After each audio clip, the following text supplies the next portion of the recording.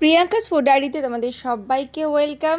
আমার এত বছরের ইউটিউবের জার্নিতে আমি কখনো কিন্তু ঠান্ডা কোনো রেসিপি খুব একটা শেয়ার করিনি। মানে আমার তো খুব একটা মনে পড়ছে না যে আইসক্রিম বা ফ্রিজে রেখে যে খাবারগুলো বানানো হবে সেগুলো আমি খুব একটা বানিয়েছি।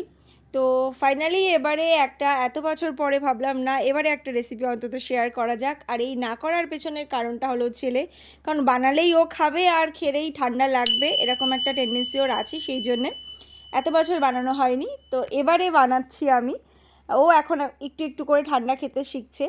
তো তার থেকে বাড়িতেই বানানো সব থেকে ভালো, সেই জন্যে আমি বাড়িতেই আজকে একটা আইসক্রিম বানাবো। খুব হোমমেড রেসিপি এটা একেবারে, মানে বাড়ির কাছে যে উপকরণগুলো পাওয়া যায় হাতের কাছে সেগুলো দিয়েই। তার জন্য প্রথমে আমি এখানে নিয়েছি চিনি আর কফি। যে কফি আমরা রোজকার খাই সেই কফি নিয়েছি। সেই কফি ভালো করে বিট করে নেব যতক্ষণ না একটা ফোম তৈরি হচ্ছে। খুব সুন্দর ফ্লাপি হবে, ক্রিমের মতন একটা টেক্সচার আসবে, ততক্ষণ এটাকে ফেটিয়ে নিতে হবে। যেরকম আমরা ডালগোনা কফি বানাতে গেলে যেরকম বানাই ঠিক সেরকম করে বানিয়ে নেব।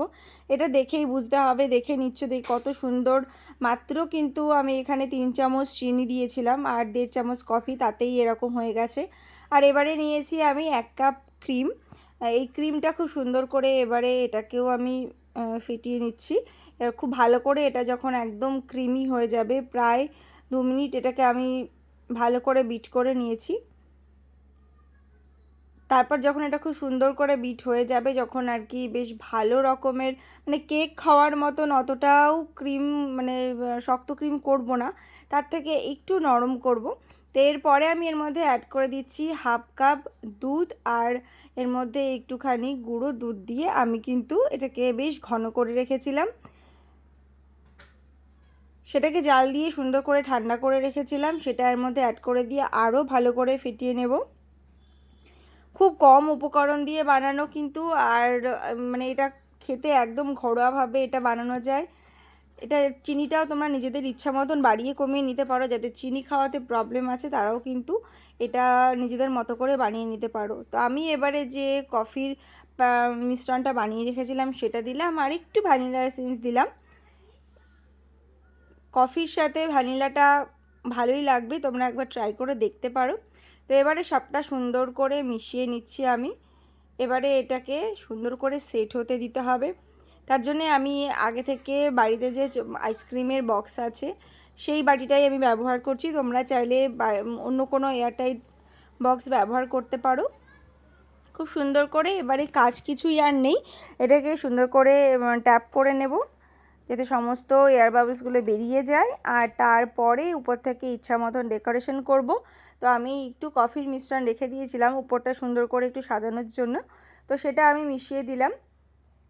এরপরে এবার উপর থেকে তোমরা চাইলে বাদাম দিতে পারো, কিশমিশ দিতে পারো। আমি দিয়েছি কিন্তু চকো চিপস, যেহেতু আমার কাছে ছিল তাই দিয়েছি। তো এবারে সুন্দর করে একটুখানি মিশিয়ে দেব। এবারে এটাকে 12 ঘন্টা ফ্রিজে রেখে দেব, মানে ওভারনাইট এটাকে রেখে দেব। তারপরে এটাকে বের করে খাবো। এবং তোমরাও চাইলে এরকম করে দেখতে পারো। আমি করেছি, আমার ভালো লেগেছে। তোমরা বানিয়ে দেখতে পারো, তোমাদের কেমন লাগে অবশ্যই আমাকে কমেন্ট করে জানিও। তো এই যে এবার ফ্রিজে যাওয়ার জন্য রেডি হয়ে গেছে। আর তোমরা দেখছো প্রিয়াঙ্কাস ফুড ডায়েরি। যারা এখনও চ্যানেলটাকে সাবস্ক্রাইব করোনি তাদেরকে রিকোয়েস্ট করবো, ভালো লাগলে অবশ্যই সাবস্ক্রাইব করে নিও। আর উপর থেকে কিন্তু যাতে আইস ক্রিস্টালগুলো না জমে তার জন্য খুব সুন্দর করে এয়ারটাইট করে দিচ্ছি আমি। তো এই দেখো, আমি কিন্তু পরের দিন এটা দেখাচ্ছি। খুব সুন্দর করে আইসক্রিমটা জমে গেছে, আর বাড়ির সবাই খেয়ে তো ভীষণ খুশি হয়েছে। চিনিটা কিন্তু তোমরা চাইলে কমিয়ে বাড়িয়ে নিতে পারো, আমি হালকা চিনি দিয়েছিলাম, তোমরা চাইলে সেখানে 3-এর জায়গায় 5 চামচ চিনি দিতে পারো। তো কেমন লাগলো অবশ্যই জানিও রেসিপিটা।